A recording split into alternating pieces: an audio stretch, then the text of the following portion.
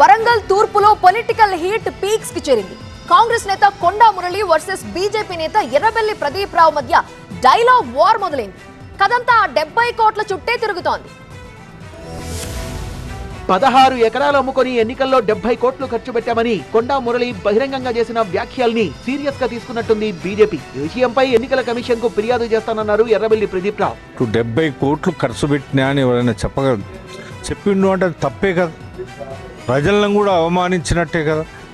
దీని మీద సుమోటోగా కేసు తీసుకొని కోర్టులు కూడా కేసు పెట్టాలి. ఎలక్షన్ కమిషన్ కూడా సుమోటోగా తీసుకొని దాని మీద చర్య తీసుకొని ఇట్లాంటి వాళ్ళను బుద్ధి చెప్పకపోతే ప్రజలను కూడా అవమానించినట్టు. ఇదే కారణంతో కొండా సురేఖ శాసనసభ సభ్యత్వాన్ని రద్దు చేయాలని డిమాండ్ చేస్తోంది బీజేపీ. కానీ ఎర్రబెల్లి ప్రదీప్ కామెంట్స్ ని లైట్ తీసుకున్నారు కొండా మురళి. అంటే దాన్ని ఎలక్షన్ కమిషన్ కి ఇచ్చినవాడు. ఈడ ఎర్రబల్లులు ఉంటాయి, మన దగ్గర లేవు, ఇంకా లేవు ఎర్రబల్లులు. ఆ కుటుంబం దరిద్రమైన కుటుంబం.